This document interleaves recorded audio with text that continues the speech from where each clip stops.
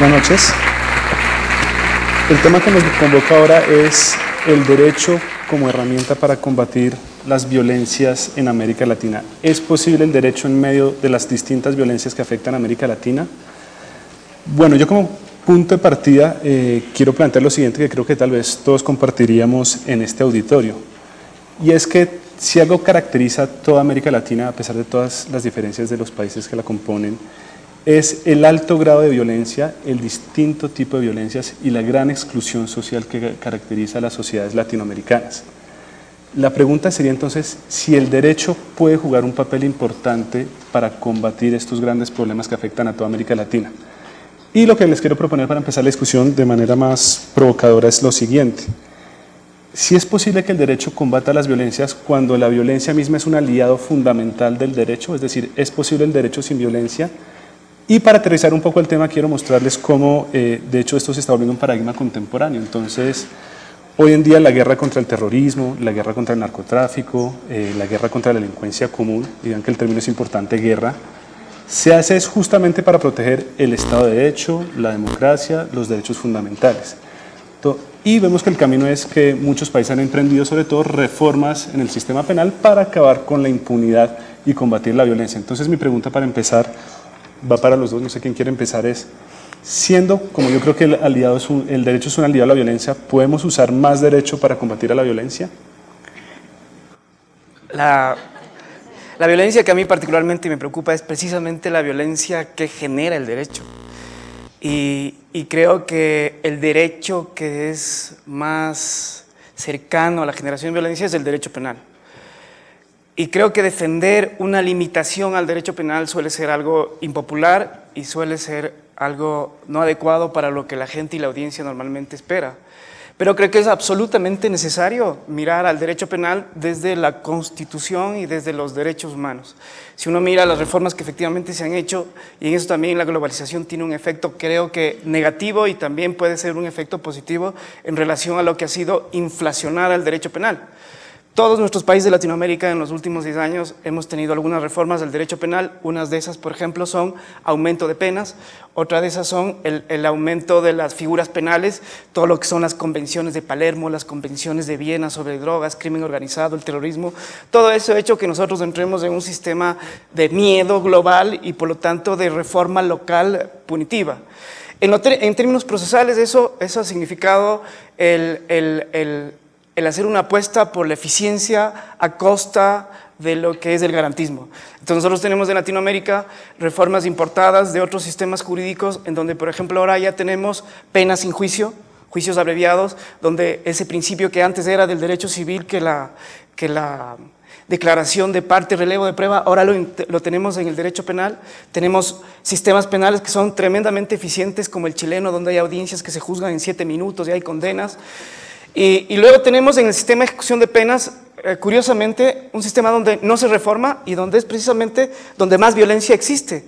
Entonces tenemos un sistema carcelario en donde ustedes, o donde se encuentra aquí en Colombia, en Ecuador, en Brasil y en cualquier parte de nuestra región, un sistema que es terriblemente discriminatorio, un sistema que es terriblemente seleccionador.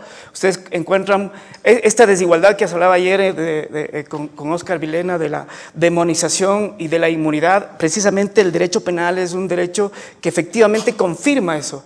Están en las cárceles precisamente las poblaciones que son más marginadas, más excluidas del desarrollo, las personas que tienen menos posibilidades de acceso a servicios básicos y con mucha dificultad entran, en cambio, porque son inmunes las personas que cometen delitos de cuello blanco. Por otro lado, si uno analiza eso desde la perspectiva de derechos humanos, uno encuentra que ahí hay discriminación, uno encuentra que ahí hay violencia y uno encuentra que desde la perspectiva de las víctimas no hay tutela efectiva. Entonces yo diría que la violencia que se genera a través del derecho penal en relación a las soluciones, yo creo que es un sistema que agrava la violencia. Julieta. Bueno, yo lo veo desde otro ángulo. La relación entre derecho y violencia que a mí me interesa es otra. Pero quiero recoger lo que dice Ramiro y de dónde me parece que viene Ramiro, que es una tradición en la filosofía política y de pensar la relación entre derecho y violencia desde hay dos grandes visiones. Una, en la que creo que está parado Ramiro, que destaca sobre todo las complicidades entre el derecho y la violencia. Entonces el derecho como legitimador del status quo opresivo, el derecho como legitimador de diferentes formas de opresión y también el derecho como una violencia que solo por provenir del Estado es legítima o aparenta ser legítima, pero que en el fondo puede ser, o en la superficie, evidentemente injusta, como el caso del sistema penal que él señala. Digamos que el otro extremo de la misma discusión son las teorías liberales que dicen no, el derecho si es así está mal hecho, porque el derecho lo que se propone es como un límite a la violencia, sea como un límite a la violencia entre particulares y ese sería el papel del Estado, o como un límite a la violencia del Estado y esa es la verdadera naturaleza del derecho, digamos esa sería la propuesta liberal y hay una discusión entre ambos extremos. Yo creo que esa es una discusión muy rica y que tiene sentido en contextos donde el derecho es la normalidad de una sociedad. Digamos que tiene sentido en contextos donde lo normal es lo que dice la norma. Entonces la norma dice, si usted asesina a alguien tendrá tantos años de pena y este será su proceso penal. Y lo normal es que si usted asesina a alguien, pues empieza el proceso penal y hay todo un sistema. Entonces ahí me parece que es una discusión que tiene muchísimo sentido. Lo que a mí me parece que interesante de pensar en el contexto de lo que nos convoca es que esa no es toda la realidad de los países de la región, o sea, es parte de la realidad, pero que también vivimos en países donde hay vastas zonas donde lo normal no es lo que dice la norma, donde lo normal es la normalidad de la violencia. Y si uno pudiera verlo con el ojo de satélite que plantea César, geográficamente incluso, podría ver desde arriba el mapa, primero conformado por unas zonas de colonización que persisten, ¿sí? O sea, regiones del Amazonas, desiertos, ardientes o helados, ¿sí? Los valles interandinos, realmente zonas de colonización donde la normalidad es la normalidad de la lógica de la colonización con la violencia que eso trae, sea la colonización de los pequeños campesinos o más recientemente la colonización de grandes proyectos de hidrocarburos o de proyectos de las represas o agroindustriales y tienen una lógica como donde la normalidad es la violencia. Otra forma de verlo también con el ojo satelital es ver las fronteras que nos dividen.